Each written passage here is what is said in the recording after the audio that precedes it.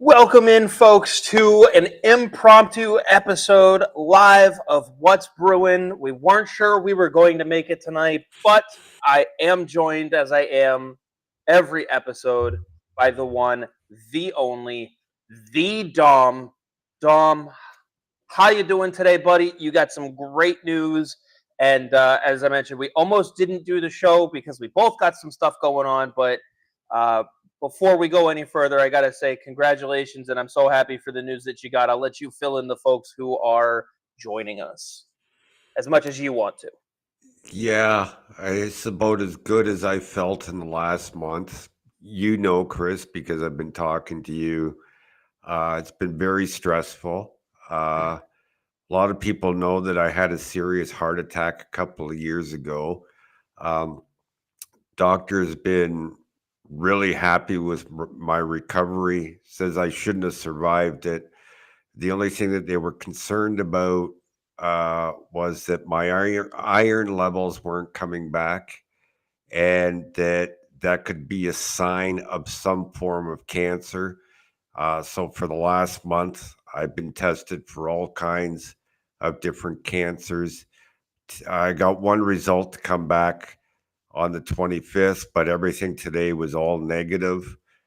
The one on the 25th, I called to make my follow up appointment, and the girl said, "Yeah, no need for you to come in. The doctor will just talk to you over the phone." And they don't give you bad news over the phone. So uh, I'm thinking that's going to be good, and big sigh of relief. Um, I can breathe again and relax. Absolutely, and I don't want to speak for all of our viewers, but I'm sure I speak for everyone when we congratulate you on the good bill of health and the relief, especially that you must be feeling. And I mean, given that this is an impromptu episode, we're less than 5 minutes in. We've already got almost 100 people watching, which is awesome. I never asked for this, but because we didn't promote anything on the show, if you could reshare, anything like that, get some folks in the chat for tonight, that would be awesome. Like I said, we weren't sure we were going to make it tonight. And in all honesty, we don't have a massive agenda, but the Bruins have kind of provided their own. Um, how far Yep. back do we want to go? Obviously, it's been a roller coaster start to the beginning of the year, and they dropped their couple games, and then now they're on back-to-back shutouts.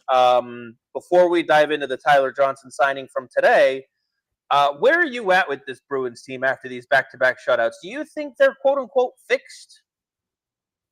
Um, Not fixed. If you go back to the preseason, you know, I was worried about October. I said it was not going to be very good. I didn't expect it to be this bad. And there's a number of reasons why I felt that way. Um, but now we're starting to see the team get to where they want it to be. We're seeing four lines that are doing very well. I mean, the fourth line is what it is with Beecher, Kostelic, and Kepke. Um, all summer long, you and I talked about Frederick, Poitras, Geeky being a line, Yep. and they're performing. I don't want to say as expected, but if we look at the analytics with Matthew Poitras on the ice, um, he's their best forward in terms of I mean, analytics, he's a little engine right now for this right? offense that doesn't seem to have a lot. Right. And why did we say all summer we wanted to see Frederick and Geeky with Poitras? Well, we saw it last night with 100%. Trent Honestly, Frederick. when Freddie just started wailing on the guy, the first thing I thought of was, and that proves Dom's point. Yeah. That was the first thing Now, I said. Montgomery did. You got to admit, Charlie Coyle, Pavel Zacha, and Justin Brazeau have looked very good. If Yep. Zacha can start hitting the net, that's going to be a solid second line. And Yeah, he had that shot that just went way over the net the other night, but it yeah, was wide open. yeah, I mean, we're seeing Brad Marchand. We knew it was going to take Marchand time to get up to speed, but we're seeing it.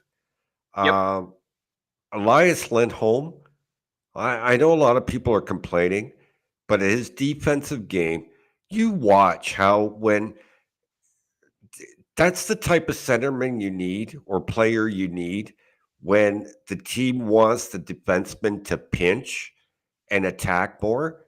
You watch Lindholm. He's always the first guy back to cover for them, right? Yeah, Pasternak, and we have issues with Pasternak. Um, yeah, I'm sure we'll get into it. Um, but still, even with Pasternak not playing up to his abilities, they're outchancing the. yeah. I mean, he had what 7 shots on goal during his ice time, which then got limited in yesterday's Yeah. game when he got benched in the third. And it's clear now it was a benching, no injury. That's what coach's decision means. And even Pasta basically admitted it when he Hmm. said when he talked about the turnover. And I mean, the positive is he's holding himself accountable and saying, "I've got to be better. I'm moving forward from it. Sucks that I lost the ice time, but it was deserving. Let's all move on." So they're saying all the right Right. things, which has been the narrative for a couple weeks now, even through the whole debacle of a start. I think a lot of people truly underestimate what Elias Lindholm was going through as far because we saw it with Linus Ulmark when he first signed his deal with Boston. Slow first month and a half, getting used to a whole new city, getting used to a whole new area, just completely different. And he's also coming over from Vancouver and from Calgary. Like, I'm sorry, but Boston is way different. So he's got a lot Yeah. he's adjusting to. So, I mean, really, as your point, for him to come out of the gate a little slow, Marchand with the injuries, um, you know, Jones was coming out slow because of the injuries that he had in camp. Like, none of this really should be all that surprising. I think where it was shocking to a lot of people was just how convoluted and like they were missing basic passes, they were taking stupid penalties, and it just we never saw it get this bad for this long. And that's where people were getting a little you know, upset and that sort of thing. Real quick, 10 shots jumps in and says, "I'm assuming they're most likely waiving Geeky or trading him so Johnson can slot in." Totally disagree with that. We will obviously dive more into the Johnson signing. Um, I wanted to run something by you when it comes to the Johnson signing. I almost sent you a message today going, "I would bet you Johnson signs sometime this week," based on the Um, I thought timing. it was I thought it was going to happen last week. I had an article all written, ready to go last week. I So did. honestly, for me, this kind of circles in to the theory that I've been forming over the last week or so about the bad start. Um, just because it is so un-Bruins like, and we've heard so much about the Jim Montgomery position and is he safe and all that stuff. And even today, it was mentioned on Elliot Friedman's 32 Thoughts that Don Sweeney didn't look at this as an urgent enough situation that he couldn't leave his team and do some of his general manager duties for um, the Four Nations face-off in the Olympics. Yeah. So he left. He wasn't with the team. Um, how panicked? And that's why I said, are they fixed? Like, is this something that going forward, especially now that they've signed Johnson, do you think? that we can expect to see more of these types of performances going forward, or are you worried that they'll revert back? I don't think they'll revert back. Like I said, the last two games, despite the shutouts, there's still room for improvement. Yes, it was a lot better, but they're not where they need to be in terms of team play and even some individual play. I don't think they're going to revert back. Like I said, there's a lot of different reasons why I expected a bad month of October. Um, late weddings, um, injuries, that sort of thing. And I think that that's still a problem for Pasternak, um, which is why I'm not concerned. And I haven't been concerned. Like I said, did I think it was going to be that bad? No. I thought a game, maybe two max over 500, was where I expected them to be. I didn't like their schedule for the month of October, but I don't see them going back to what they were. I think that that now they know what they have to do. They know what the coach is expecting, and that they know they have to get better, and that they will. I really do. Now, there's a lot of people over the past, what, roughly, as Bear Force mentions, they sent Tufty down so they could sign Johnson at any time. It's been about a week to 10 days since they made that transaction, and people have been clamoring left and Hmm. right, whether it was Fabian Lysell, sign Tyler Johnson, make a move, trade so and so, whatever. Um, and at least in my mind, the last couple of days, the thought process that I was starting to kind of come around to was that, because obviously the big question is, why hadn't they signed Johnson? Why hadn't they made some sort of move? Is that n- there was no magic bullet for what they were going through. All the things that we've just talked about. There's Signing Johnson wasn't going to stop Marchand from turning the puck over. Bringing up Fabian Lysell wasn't going to have Pasternak stop taking dumb penalties. Like, those types of moves weren't going to help the team play out of it. And so it was almost like Don Sweeney was dangling a carrot of, once you guys figure your shit out, I will add something to this team. And that ad was Tyler Johnson. They have this strong weekend. Yes, they gave up 8 against Carolina, but in their last 3 games, it's still 8 goals. And now he looks at it and goes, okay, we're playing better. Here's a piece that can help us get to the next level. Why add to a No, team? I think you're overthinking it. You're way overthinking it. Well, then why wasn't I he think signed a week Tyler. and a half ago? Well, I'll tell you why. But first of all, Tyler Johnson may not have helped on the ice, but he would have helped in the dressing room. Okay. I think they were giving the weekend to Fabian Lysell to see if he would click.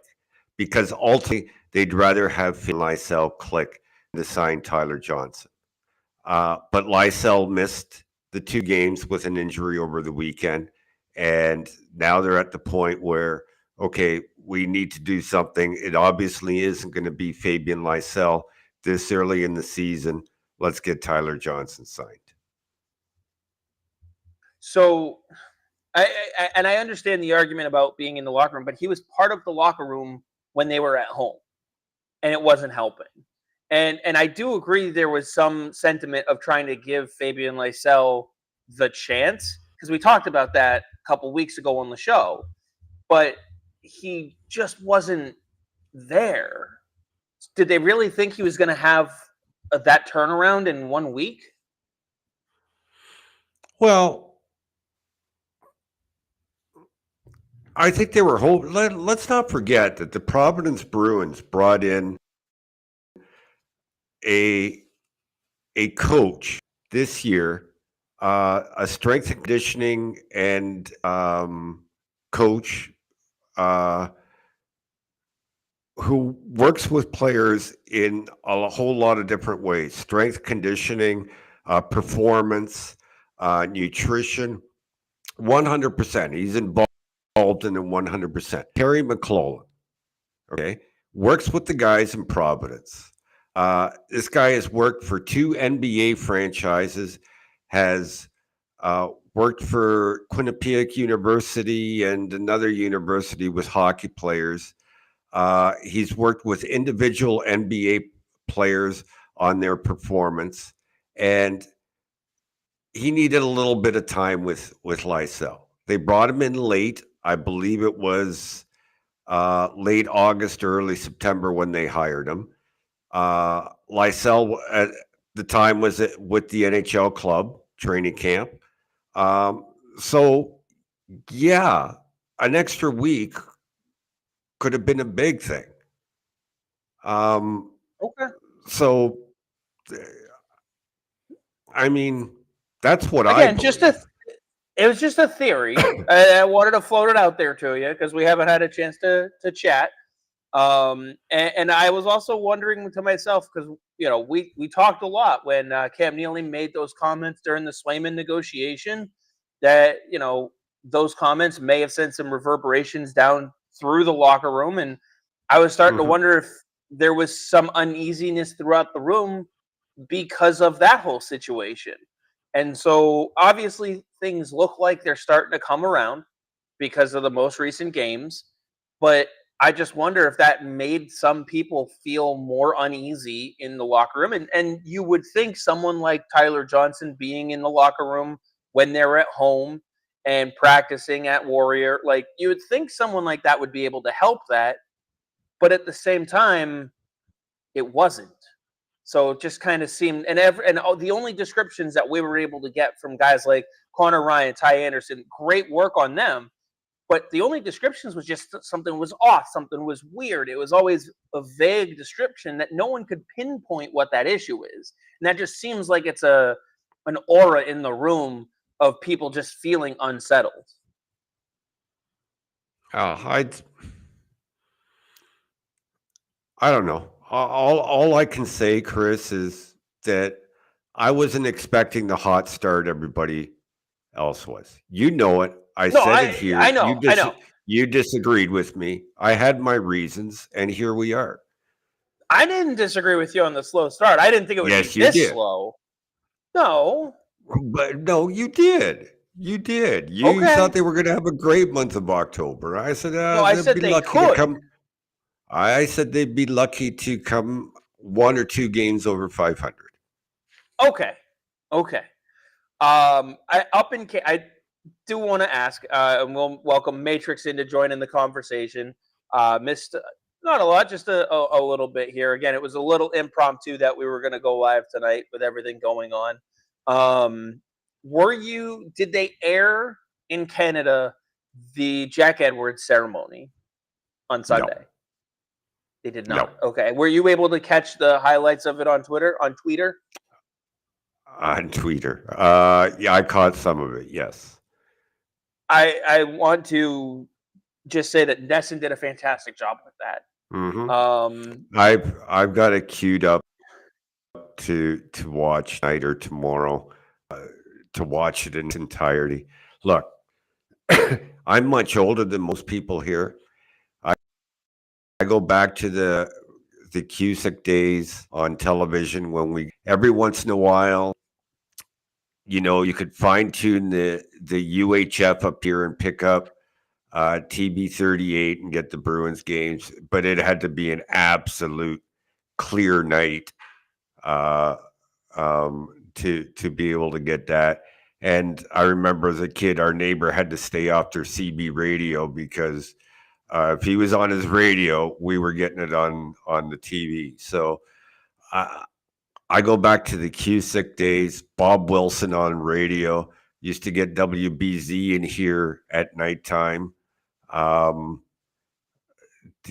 only time we couldn't is when I forget who was president at the time in the early 70s decided they were going to set the clocks back an hour to save during the energy crisis in the States, and that meant the game started an hour earlier than usual for us. So Still couldn't pick it up till after 7 o'clock when it got dark and WBZ pumped up their signal. But anyway, I loved Cusick. I loved Bob Wilson, and I would put Jack Edwards up there with them. Like, to Absolutely. I mean, me, he did a they're up here. yeah. He's the one that I learned the Bruins on. Yeah. It's sad to see him go, but he was on during the pregame, and I give him all the credit in the world to have the courage and the wherewithal to go on and still go on live. You can tell he's struggling with his words. Mm-hmm. It was sad. And it was sad to watch.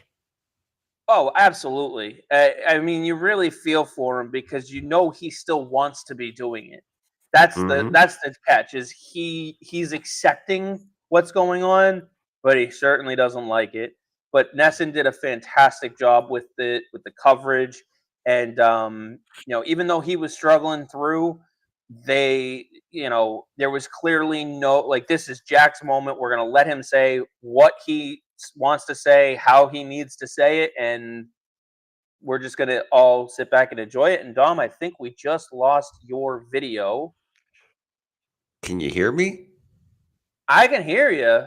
You're nice. There you go. There we go. Now you're back. I don't know. I was trying to type a message to Matrix. I was trying to type a message to Matrix in the comments, and my camera went dead. So I don't know if I bumped into something because of this one here. Not. Matrix saying I thought the Bruins would be 7-2-1 after 10 games. Yeah. Listen, you got to give Brick and Judd a little bit of credit, like class acts. They knew what was going on with Jack, and they didn't try and cover up for him. They let him get his words out without cutting him short. That must have been hard for them to do, especially Brick. Yeah. And I'm glad it was Jack who was able to do the 100th season. Not that Judd doesn't deserve it himself. He's doing a fantastic job. It just what Jack Edwards had done leading up to it. He very, very deserving of that 100th season, and nothing but great things to say about Jack. I don't know why, but for some reason I'm blocked by him on Twitter. I don't know why. Really? But yeah, I don't know.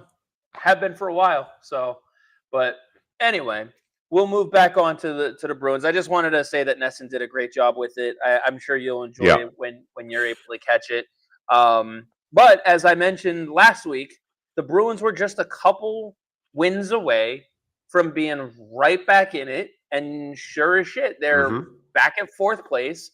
Technically third, if you really want to go by the points themselves.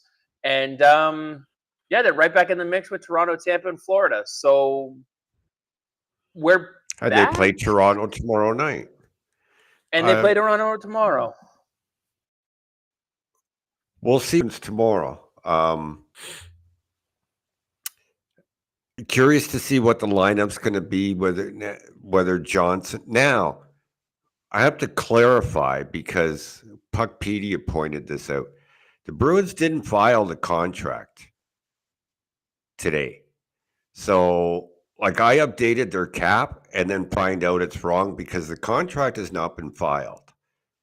At least they didn't get it in before 5 o'clock today to count on the cap today. So, do you think that was the Bruins on purpose? The Bruins announced it before 5 o'clock today. No, it's $6,000, I think. Hold on. I'll tell you in a second.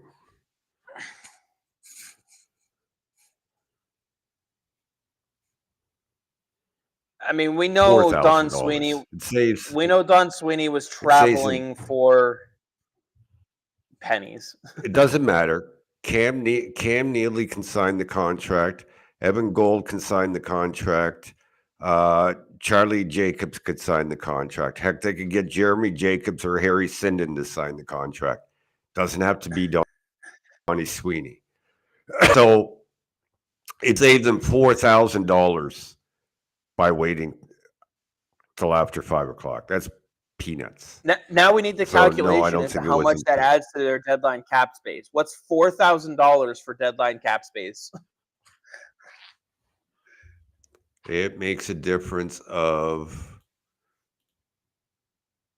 hold on, let me click on the right square. It's the hard-hitting data that we provide. It makes $18,000 difference. Not even that's what, like a bag of Peanut. sticks or something at the deadline. So curious what they do with the lineup.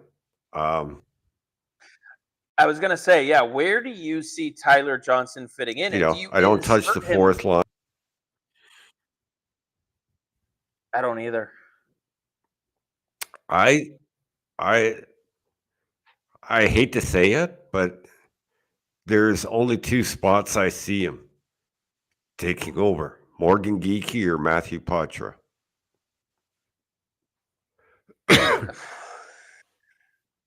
Right now, I think for me, it'd have to be Geeky. It would have to be. That's what I would think. But, are they thinking about the cap? Johnson is cheaper than Poitras. Poitras doesn't need waivers to go down. But I don't know how you take the kid out of the lineup. I was going to say, he's been their engine on offense, but David has a good question here as well. Would you keep Wotherspoon in the lineup? In my opinion, absolutely. The defense as a whole, again, in yesterday's game, we had no Mason Lohrei. What do you think of the way the defenses look these last couple of games? They look like they're coming into form too. McAvoy is still a little bit not McAvoy, though. He's getting there, though. I would rotate. I would rotate Wotherspoon in with Lohrei, depending on who the opponent is. If you're playing like a team like Carolina or Florida, I want Wotherspoon in there. If you're playing a team like Columbus, I want Lohrei in there. Yeah, real quick. Heck, I may even give Peak a break. Yeah, Peak, you could do Lohrei and Wotherspoon at some point in the same lineup. Bear Force adds in Zacha Coyle. Brazeau line has looked pretty good the past two games. Brazeau putting the puck in the net really helps. And I don't hate that line. I don't. Zacha's got to find the back of the net a little bit. Yeah. And I think it'll come. Oh, yeah. I mean, he's got a good shot. He's just got to find the spot. Here's a question for you or for anybody who's watching.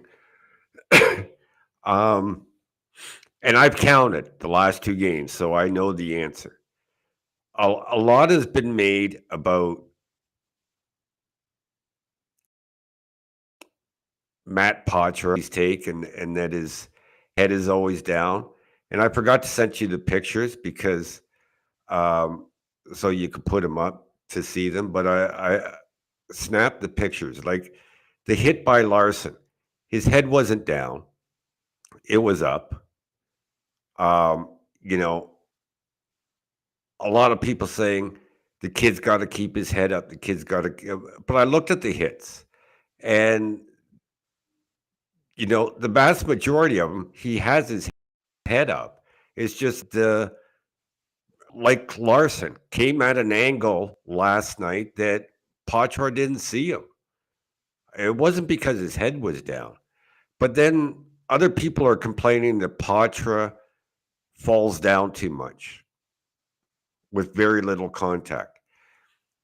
The last two games, one player has led the team in picking his ass up off the ice after being knocked down. Guess who that is? Matthew Poitras. No, not even close. Not even No. close. You'll be surprised when I give you the answer. Who's falling down the most? Yeah. The guy Is it you Pasternak? least expect to. No. Least expect? So that means he's got to be Justin one of the team's. 8 times yesterday. Times yesterday. Okay, I can see it.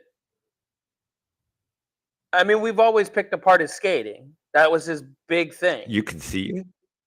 Was he needed to work on his skating? Mm-hmm. So it makes sense. Cause Yeah. that's what threw me off when you said it was someone that I wouldn't expect. Well, Brazeau is on the list. Like, he would have been the third person I would have thought to guess. Really? That's the 'Cause thing. most people think Yeah. because of his size. No, because I remember last year he was getting pushed off the puck in the playoffs so much and losing board battles, and just Mm-hmm. he's not sound on his feet. Now, he's no Christian Konstantinsky on those skates, but he certainly isn't fleet of foot either. No, but it's interesting. And I'll tell you, it surprised me. But I actually counted them 8 times he had himself up off the ice. Yeah,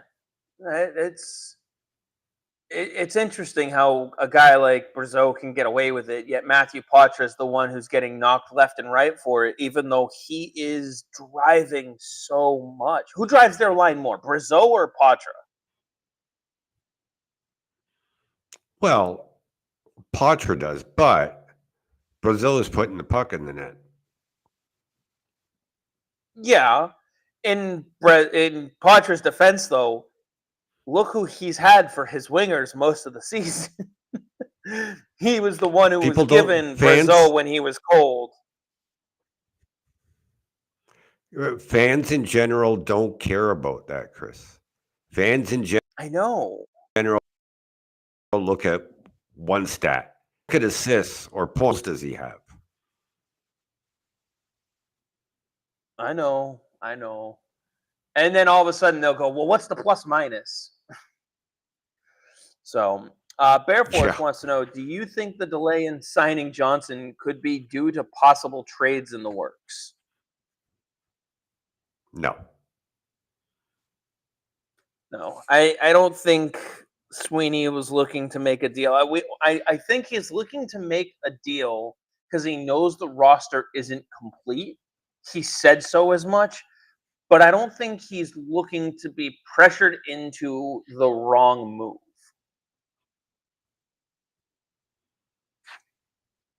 Right. Exactly. Like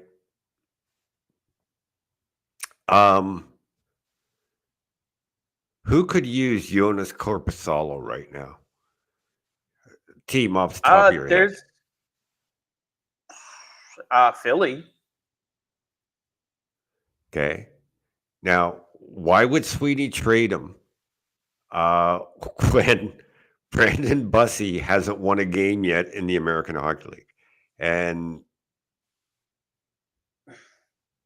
you know, I got nothing there.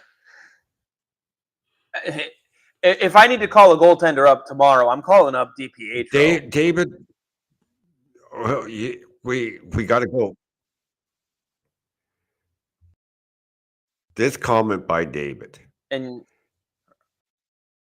Poitras skates Okay. with his chest over his skates. Not very good Poitras. technique, in my opinion. So let me say this about Poitras skating.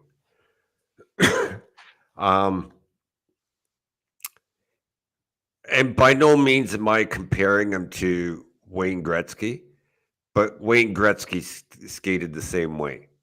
Mitch Marner skated the same way uh, through his OHL career and coming up into the NHL. He's adjusted. There's no reason why Matthew Poitras can't either. What I hate is when people call Poitras slow and or not a fast skater. I say, yes, he is. And then they provide me NHL.com stats that say he's in this percentile in speed bursts and top speed. And I go, yeah, okay, he's below the league average. But if you look further down, he's well above the league average in offensive zone time. And he's well above the league average in possession time.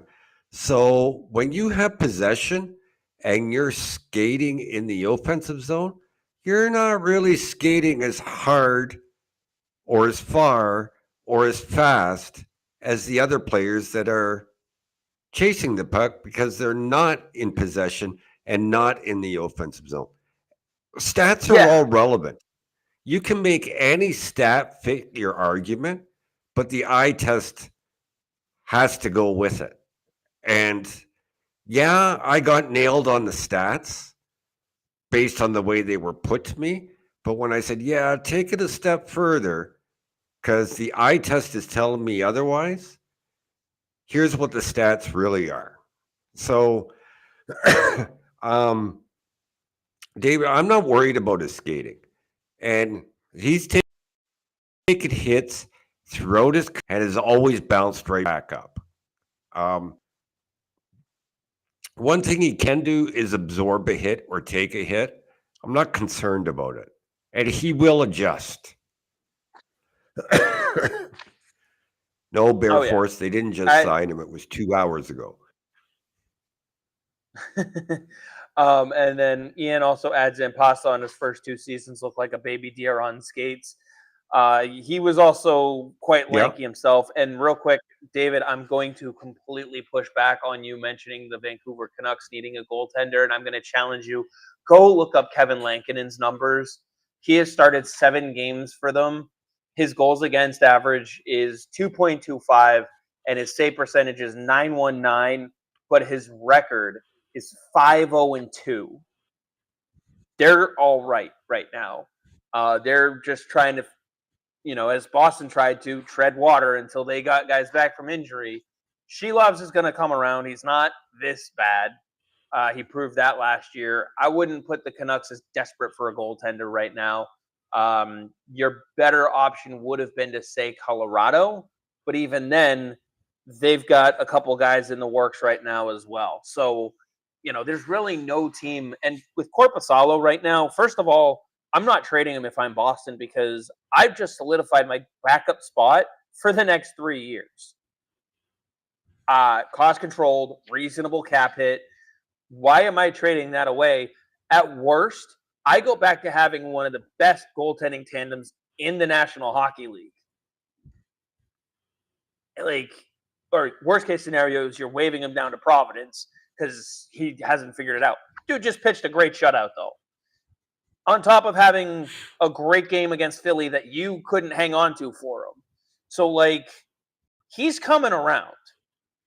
I remember when they first dealt for him and we were saying Korpisalo was going to outperform the talk that people had about him. Yeah. You can even go back to the Carolina game where he came in relief. He was actually pretty good in that game, too. Yep. Yeah, he's not the one who gave up the 8 goals. So, it's relative. I'm going Swayman tomorrow against Toronto. It's still Toronto. Mm-hmm. Yep. No question. I guess the question is now when do you look to go back to Korpisalo? Would you put him in against Calgary? Would you put him in against Ottawa on Saturday? I would put him in against Ottawa on Saturday. And I would give Swayman Tuesday and Thursday. Tuesday and Thursday. I'm trying to pull up the full schedule for next week. I hate how the all right. So Tuesday Tuesdays against against the Toronto, Blues. Thursday. Oh, Tuesday and Thursday this week. I gotcha. Yeah. Yeah, yeah. And then you have Sunday, Monday off, so you can give him Tuesday and Thursday next week. Um, you could probably give Corpusalo the matinee game on Saturday against the Blues at home. Here you're getting too far ahead now. I mean, they plan this stuff out. Not that But far in I mean, advance. Things change. at this point, though, you got to kind of see where things are. I mean, the good news is you have two goaltenders who have found their game. Mm-hmm. Let's see. Yeah, What absolutely. else? And I'm not worried about where they are in the standings. Toronto still has plenty of questions. Tampa Bay still has plenty of their own questions. And it's one of those things where at the end of the day, when you look at who was ahead of them, even when they were in dead last, this team was better than Montreal, better than Buffalo, better than Detroit, and better than Ottawa. There's no way this team should finish lower than fourth in this division. No, I think. Look, when they lose, the fan base is out in full force, complaining about this, complaining about that. They should do this. They should do that. When they win, everything's quiet. Yeah, it's I will say this: nothing has changed. They haven't changed their system. If anything, they made a slight adjustment to the power play, which I was saying all summer long. Marchand had to be down by the right post as you're looking at the net. I think I was begging to try Patra on the elbow, but they've got Lindholm there now, which is fine. It looks a lot better. I just think Marchand is magic down there, and you really weaken two spots by putting him on the elbow. So nothing's changed in the defensive zone or the defensive system. Joe Sacco's been coaching that since the Claude Julien days, the system. It's his responsibility. Montgomery's alluded to that many of times. It's just the players are now catching up and buying in. well, I think there's going to be a little bit of a die down in the Montgomery being fired talk. For now, they lose to Toronto and it'll kick right back up. Sure it will. Of course it will. But I mean, there's the same argument going on in Providence right now with Ryan Mougenel. People claim his only job is to develop players for Boston, which is not true. He's also there to win hockey games. They want to win a Calder Cup down there. Brandon Bussey has massively underperformed. Ryan Mougenel's not a goalie coach. Mike Dunham is. Okay, so is it Ryan Mougenel's job to get him ready for the NHL, or is it Mike Dunham? It's Mike Dunham, not Ryan Mougenel. And I would argue that a lot of it is on Bussey, because why is Michael DiPietro tearing it up and Bussey not? Yeah, Bussey's Right? 0-4. Just so people know, Bussey is 0-4 with a 4.11 goals against average and an 85 save percentage. This is the guy that y'all wanted him to back up Jeremy Swayman. We were fine because he was NHL ready. He's not. Yeah. It's okay that But he's not, but back to my point. Okay. Um, Fabian Lysell, John Farinacci, Trevor Kuntar, Riley Duran, Brett Harrison, Frederick Brunet all underperformed, much like the big club in Boston. But how much is on the coach and how much is on the player? And again, how much is on the coach when you have Adam McQuaid down there working with these guys? You have Terry McClellan, the guy I spoke about earlier, they're now working with these guys. They're elemental guys, not Ryan Muginel. So to be calling for Muginel's head because Fabian Lysell isn't ready for the NHL is just not fair. yeah. At least Matrix. At least you admit it. Says El Mayo, I'm guilty of flapping my gums when the Bruins play bad. I mean, criticizing is one thing. We criticize as needed. As Dom has always said, we are going to give you truthful, honest analysis and feedback and thought on what we're seeing. If it's good, it's good. If it's bad, it's bad. The players know when it's bad, and do they always like it? No, No. But Matrix but they to know. here's the thing, Matrix. You're you're here whether the Bruins win or lose. There's a portion of the fan base that only comes out when they lose. Hmm. And there's a difference. Yep. Let's see, real quick. We always blame everyone except the coaches. Leonardo points that out over on the Twitter. Bear Force also mentions Bussy looked much better in preseason last year. This year, he had a chance to grab a spot and he seemed to regress. Bussy played what, one game last year in preseason? He made one fantastic save, and everybody's made up their decision that he's NHL ready off of that. That seems to be. I mean, he had a good year last year, but he still wasn't as good as DiPietro numbers wise. DiPietro still outperformed him. So is he though? Is he the better option down there? I'm starting to not think so. I've been thinking that for a little while. Good question here from David. What game would you consider a good test for the Bruins? The Leafs, the Sens, the Stars next week. Where are you looking to reevaluate this team? I know what my answer to this question is, but I'll let you go first. Um,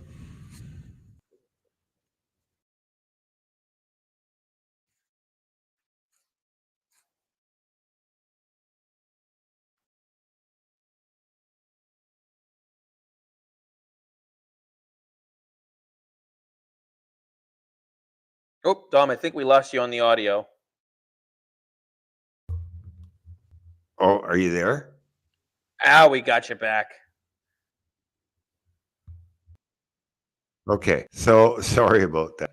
Um, I would say all three games because we need to see continued improvement. And I think each game, regardless of the competition, brings a new challenge to improve and to get better.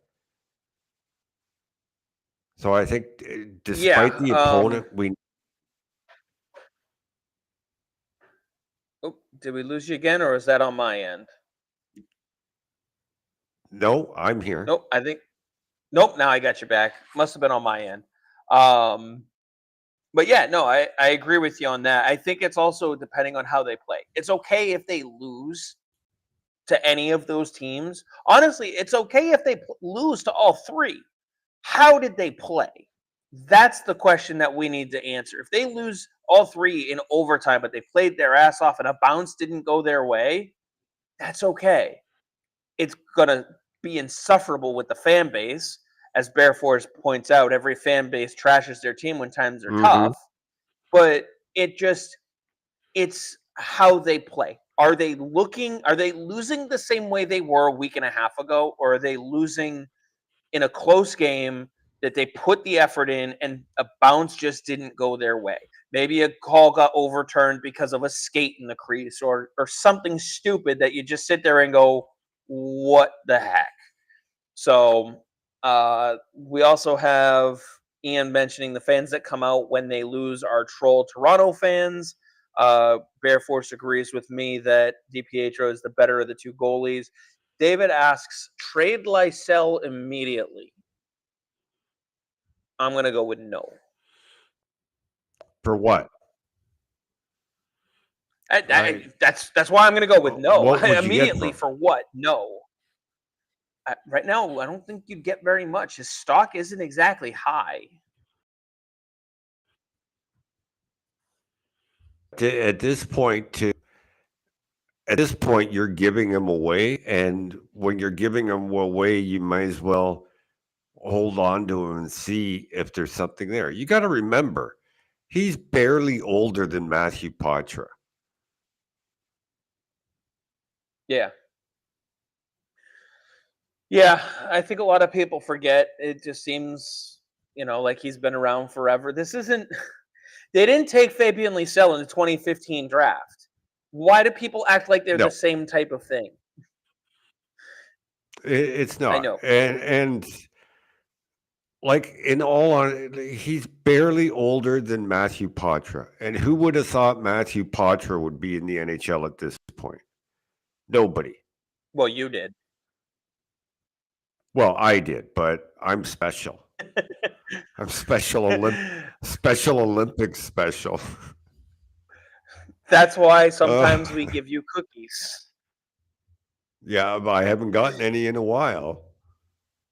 No, they're all stuck in the online universes here. 10 Shots asks, hasn't Lysell underperformed lately? Lysell's hurt right now. Yeah, he hasn't played the last 2 games, so. Which 10 Shots, if you read my prospects update this morning, you would have known that. Dom.Hockey. I just had to get that plug in. Of course. Always happy when you promote the Dom.Hockey. And to your other point about trading Lysell, here's the other question. To who? Who's looking at Fabian Lysell right now going, that's the guy we want to trade for? Yeah. Can you imagine the outrage at Sweeney if they traded Lysell for a mid-round pick and then he blossoms with another team? Here, I got some Providence stats out here. Real quick, David adds, let Lysell develop with another organization. And Jason adds, give Lysell 2 more years. If it hasn't clicked by then I'll start to worry. Okay. Can I speak now? Go ahead. Please. Okay. So Providence Bruins ranked 32nd on the power play at 5.4%. 20th on the penalty kill at 81.3. 30th in goals scored with 19. 19th best goals against average, allowed 25 goals. 7th in penalty minutes with 153. And this is in 9 games. Okay. Why would you give up on Fabian Lysell for a draft pick when he's supposed to be helping those numbers? I don't know.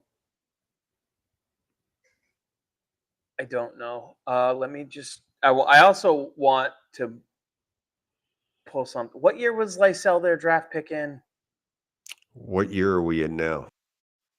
2020? 2020? Was he 2020 or 2021? 2021. 2021. Okay. Yeah. Let's see. Matrix says only way Lysel's getting traded is if he's a sweetener in a package.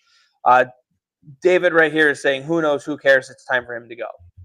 So I wanted to pull up the 2021 draft class because he's trying to say it's time to move on 3 years in. Right now, Fabian Lysell has no NHL games played. Okay. Well, you know who was picked right before him? Jesper Wallstedt with Minnesota. They're not giving up on him. He's going to be their starter next season. You're also looking at guys like, Cole Sillinger has been playing 231 games at the NHL level. Columbus, not exactly in the same position to compete for a cup as you are. Brant Clark for the LA Kings, 37 games played. Simon Edvinsson for the Detroit Red Wings. These guys were picked ahead of Lysell, 36 games played. Luke Hughes only has 89 games played. You want to move on from these guys 3 years out because he's not in the NHL yet. But if you look at the teams that are taking ahead of Lysell, Lysell dropped because of his reasons for dropping. It is what it is. But he's not the only one who hasn't had a ton of time. Sebastian Cossa hasn't cracked the NHL yet. You're 3 years out. Not everyone's going to click on it right away. And this is a draft class that was completely changed because of what happened in 2020 with COVID. So really, no one in this draft class knows what the hell they got. You got to let it play out, man.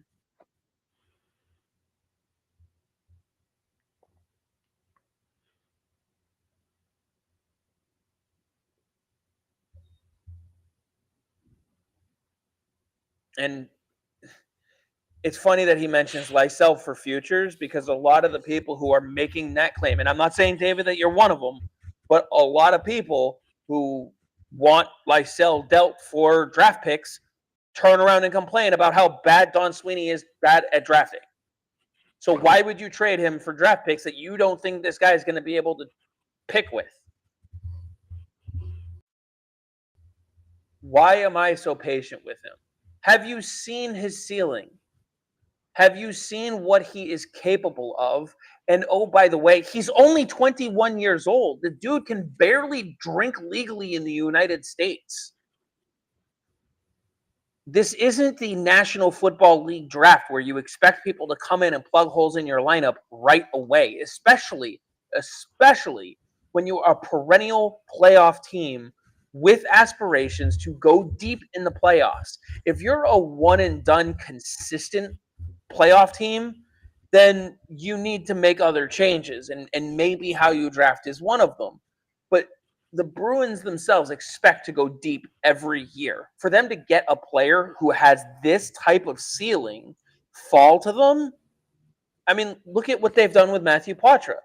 It's not all on the organization either. You have to look at the player and see what they're doing. I would answer the David's question with another question. Why are you so impatient with him? He's an Like I said, asset that's not he's an asset that's not hurting you. You still have to ice a team in the American Hockey League. That's why the collective bargaining agreement allows you to have 50 players under contract because you have to ice an AHL team. So why the impatience? So what if he's a career American Hockey League player? Get him under contract and play him in Providence for 18 years. As I say, you know who else is proving to be a very useful asset, to your point, down in Providence right now? Jordan Osterley. Osterley. Okay, David, many reasons. Like what? Give us 2 or 3 of them.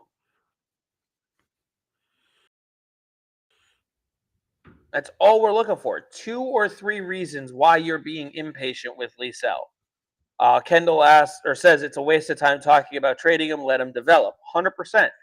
And Is it a year or two? I'm not sure how long you wait for him to go. Jason's asking about Brett Harrison. Brett Harrison's another good example. This dude can shoot the puck at an NHL level today. He could last year. It's the other aspects of his game.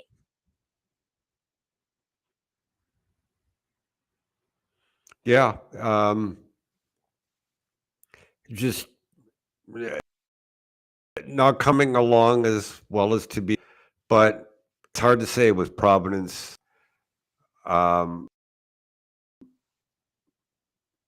Being the way they are right now, like if they can turn the corner and go from there. So the three things that David has listed so far: no desire, no determination, no team game, and then simply tries to round it out with not a Bruin. Well, Do you not remember what David Pastrnak was like? Let me shoot that down real quick, and then we're going to move on from it, David, because I'm not going to waste my time arguing with you about it here. No determination means he's never shown a sign of it. No team game means he's never shown a sign of it. No desire means he's never shown a sign of it. Well, I'll tell you what, I've watched just about every second of every one of his games going back to Sweden, and you're wrong.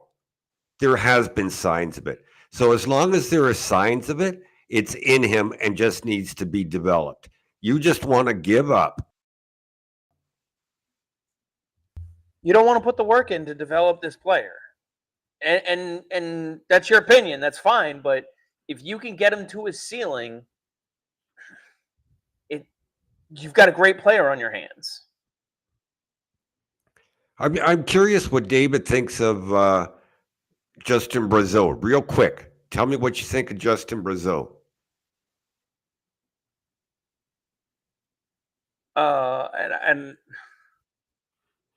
And then I'll tell you, it took 8 years after his first draft year to get where he is today. Yeah, that Brazeau's a great example. It's a great example. And I know we've also talked about David Pastrnak back in his rookie season, the way he was playing, the way he dipped going into year number 2. Like, it's not everybody's on the same path. That's okay. Yeah, you're saying he's determined. But again, to Dom's point, 8 years later, everything has clicked. And he's still not the world's best skater.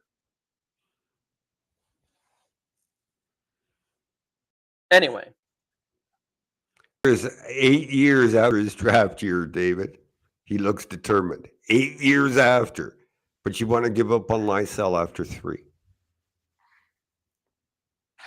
And actually, what was his... Justin Brazeau wasn't even drafted. No, I said from his first draft year. Right. No, I know. I'm just saying he went undrafted. So right. Anyway, let's see. We're a little after 7 here. I don't have, like I said, this was a little bit of an impromptu show, so I don't have a massive list of stuff to talk about, and I don't want to really keep going. I mean, David, you're entitled to your incorrect opinion. That's fine. We're just giving you the facts here, but I don't really feel like going back and forth on that all night. We've got other things we can talk about, but I don't have anything else written. Dom, you got any other thoughts for this little impromptu show here? Oh, I just want to beat the Leafs tomorrow. I'm living in Toronto Maple Leaf territory, you know? Yeah. Hopefully we can get some of the... I have a picture of my grandson. I sent it to you, I think. I'm pretty sure I did. Of my grandson with his mom in bed at the hospital, covered with a Bruins blanket. Did I send you that? You did send me that, yes. Tomorrow night, I want to send it to all my relatives in Toronto who love to bug me every time Toronto wins a friggin' hockey game, and send them that picture. And the best part is if we are able to beat them, we will be able to go ahead of them in the standings. Let's see. They would have to take a point for us to be tied with them. But that would knock them. That's the only scenario is if we lose. So, Yeah. is Tampa playing tonight or tomorrow? Because they're the only other ones I'm ahead not of us. sure. I'm not even worried about Florida right now, but it's going to be an interesting next couple games. Matrix points out that you're getting fired up with stupidity. It's just incorrect information. That's the thing, and that's fine. Here, But I'm not. I got one more stat to throw out. So last night I was having a conversation with somebody, well, a few Bruins fans, about the Bruins power play and how they need a real coach. Power play.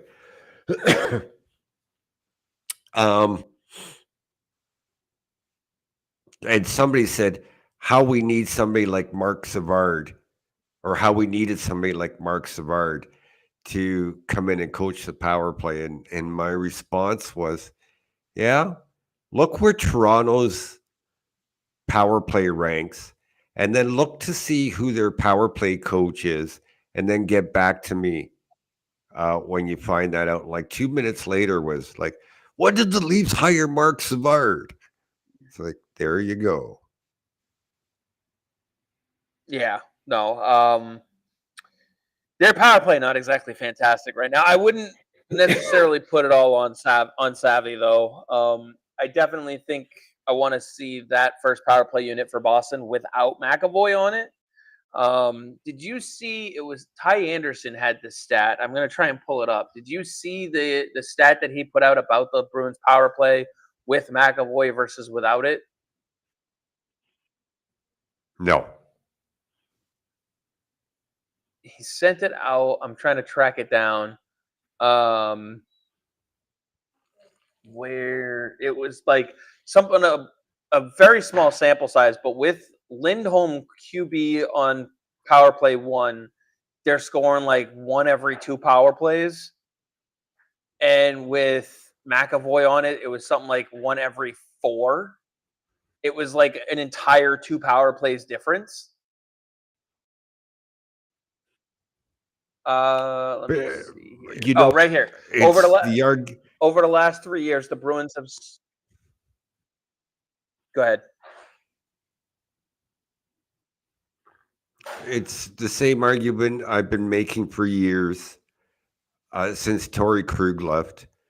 The power play is better with a left shot defenseman for David Pastrnak. Simple as that. Yeah, so the statistic he had was over the last 3 years, the Bruins have scored 45 power play goals in 376 minutes with Pastrnak, McAvoy, and Marchand on the ice.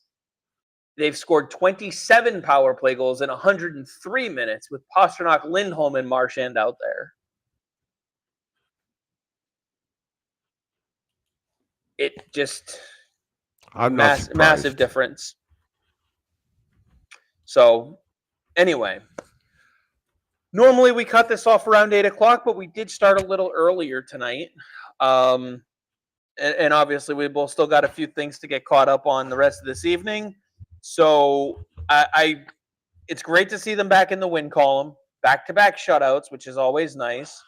Hopefully they're able to keep it up. Tomorrow, big game against the Leafs. Dom, do you have anything else to wrap up with, or any final thoughts that we haven't gone over yet? No. Already said it. Just beat Toronto tomorrow. Then all I got is go Bees. Go Bees.